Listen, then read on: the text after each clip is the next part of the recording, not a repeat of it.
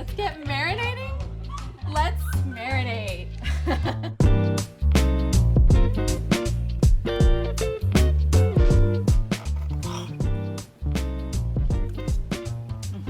That is so incredibly delicious. It is tender.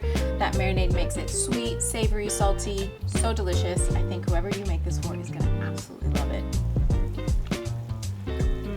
That is so good. Hi everyone, I'm Danielle Alvarez. So excited to be back in the kitchen with Aussie Beef. Today I'm making a delicious grilled rump steak. We're marinating in some balsamic and mustard, a little bit of honey, serving that with a dill rice pilaf and lemon yogurt. I've chosen this dish today because it's totally versatile. I would happily entertain with this, but I would also make it on a weeknight because it's so easy and quick. Marinades are really good for cuts like rump steak that we're using today because they help to tenderize the meat.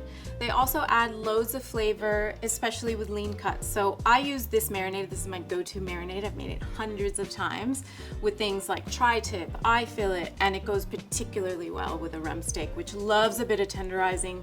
That cut can be a little bit tougher because it is a working muscle, but that also means it has loads of flavor. It's also a little bit lean, which eats beautifully together, all the components, but the marinade just helps to soften it, to give it a little bit of bright acidity from the balsamic vinegar and that mustard. The honey helps to char it, which gives us so much excellent flavor, and shallots, garlic, just always add loads of flavor. So let's get into it. Let's start marinating. Okay, so we've got our beautiful rump steak here. I'm just gonna start by seasoning it. So always, if you're marinating, I like to season first. Might be a little counterintuitive because you think that liquid will like wipe it off, but it actually helps to just get in there and make sure that you know you've put enough salt on it. So I'm gonna give it a little bit of cracked pepper also on both sides. Set that aside, grab yourself a bowl. To here, we're gonna start with some garlic and some shallot. So I just like to crush them like that. Makes it easy to get the skins off. Garlic in, sliced shallot. And as this is just a marinade, you don't have to be too precise with how you're cutting it. Just want to expose that edge to get all that flavor out. For the herbs, you can use fresh herbs, dried herbs, whatever you have. I like a little bit of dried oregano, so I'm gonna add that in. And then this is the liquid element of the marinade. It is the easiest thing you can remember this. It's 1 tablespoon of everything and 2 tablespoons of balsamic vinegar. That's it. So a bit of mustard to start, Dijon, Worcestershire, Worcestershire, however you wanna remember. 2 tablespoons of balsamic. 1 of honey, which again just helps us get beautiful char. Sometimes on a steak, if it's not super thick and it doesn't stay in contact on the grill for too long, it can be hard to achieve that. So this just gives us a little bit of insurance and also gives us incredible sweet flavor to balance that saltiness. Okay, so then we just mix. It already smells so good. You get that Worcestershire that is actually incredibly fragrant. There are like hundreds of ingredients in Worcestershire, so I don't know what they are, but all together they all smell amazing. All flavors that are beautiful friends with beef. Yum, yum, yum. So it just pours over, and you can do this in a dish. You could do this in like one of those little Ziploc bags that helps you keep everything tidy in the fridge. So for a marinade like this that has acidity like vinegar, I can leave it for several hours with a cut like a rump because it needs time to get in there and start tenderizing that meat anyways. You could leave it for up to 8 hours, so like an overnight, or if you wanted to do this in the morning before you went to work because you're cooking it in the evening, that would be perfect. I probably wouldn't go longer than that period because I think it might make the meat a bit too soft and then you're kind of losing a few great textural elements. So once we've marinated our steak, we're gonna get onto making our rice pilaf. So pretty classic, start with some sauteed onions and garlic. But we're gonna lean into sort of more Greek spanakorizo, spanakopita flavors, loads of spinach. I love anything with lots of greens and lots of dill. Gives us incredible flavor. The easiest thing about this pilaf though is that it bakes entirely in the oven. So once we've sauteed everything, we just pop it in the oven and we can forget about it. So diced our onion, next a bit of garlic. And always with garlic, you can use more, you can use less. You can leave it out if you're not a garlic fan. I love it. So hot pan, nice olive oil, about 2 tablespoons. Get that garlic and onion in. Whenever you're sauteing onions and garlic, just give it a little pinch of salt. It helps to soften it just that little bit quicker, and of course pulls out flavor. While those are sauteing, I'm gonna cut up some spinach and a little dill. So a nice fresh bunch of dill, just give it a really rough chop. I use the stems and everything because they have great flavor and they're pretty soft and tender. I just kind of stop when I've got to the point where there aren't any more leaves. Mix that in. Oh, just love that smell of dill. Incredible. We all know spinach, you can start with this much and end up with this much. So we're starting with 2 really big bunches. I like leaf spinach because I think it has a bit more flavor than the baby spinach, but you absolutely can use baby spinach. I love a dish like this because it's rice, veggies, protein, all in one, and flavors that I think most people will love. Little tip when you're cooking spinach, because sometimes it does feel like so much, begin by adding some of it to the pan before you finish chopping it all so that it starts to wilt down. Wish you could smell that. So beautiful. It looks like the pan is a bit too small, but I promise you it's not.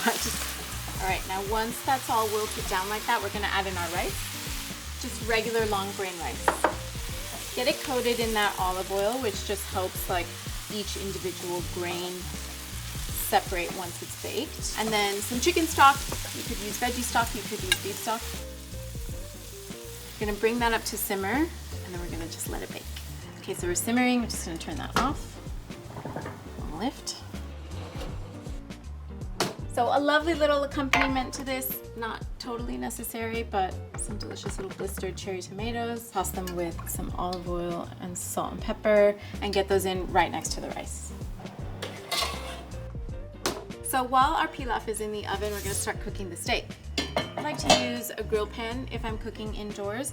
Look for something that's quite heavy, that has the ridges, which just helps you get beautiful caramelization. You can cook this beautifully on an outdoor grill, just use whatever you've got. Coming back to our beautifully marinated steak that now smells incredible. I know that all those lovely flavors have gotten in there. So rump steak is one of these steaks you can find anywhere. Major grocery stores, at your butcher. It's really affordable, loves a marinade, which is what we've done here. It's gonna be incredibly delicious. Now, I've just preheated this pan and I feel like it's getting really beautifully hot. What I wanna do with this marinade is just brush off a lot of that onion and garlic, because that stuff will just kind of burn right on top of the steak, and we don't want that. Just gonna give it a light little drizzle of oil. And now just in the pan.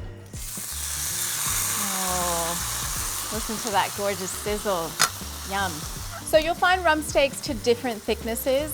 The only thing that changes there is how long you cook it, and cook it to your liking. I think a steak like this is beautiful at like a medium rare, but if you like your steak a little bit more cooked, definitely feel free.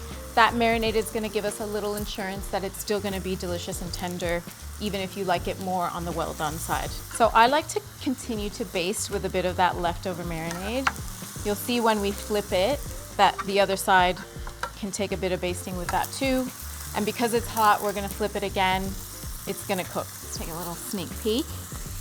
Oh, beautiful. We're getting some lovely grill marks. I'll just turn it like that to get them the other way. Non-essential, just a little chef thing. Question from the audience. How hot do you want to cook a steak? That question, I would say for a steak about this thickness, which is about that 2 to 3 centimeter range, go for quite hot, because that's gonna help you get some beautiful char. If I was cooking something bigger than that, I'd probably go a little bit less, because I wouldn't want it to like overcook the outside before the middle was cooked.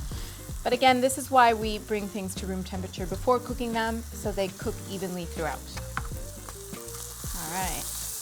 Oh, beautiful. Look at that sizzle. So like I said, use some of that marinade to just baste it. We'll flip it one more time, just give it a minute again on the other side to build up some of that caramelization of the marinade. Now just a couple minutes on the other side, same amount of time as the first side. We'll just leave it there, let it do its thing. So I've just flipped it again so that that marinade kind of cooks on the other side. I think you can flip a steak more than once, although lots of chefs will say that you only flip it once. I think just go with your gut, do what feels right to you. I like to flip it a couple times. I have a thermometer, it does have my name on it. So a meat thermometer is not absolutely essential, but even as a chef, I've cooked hundreds, maybe thousands of steaks in my time. The only way to be absolutely certain that it is cooked to exactly your liking is to use a thermometer. So just pop it into the middle there, approaching 50 here, 51, 52.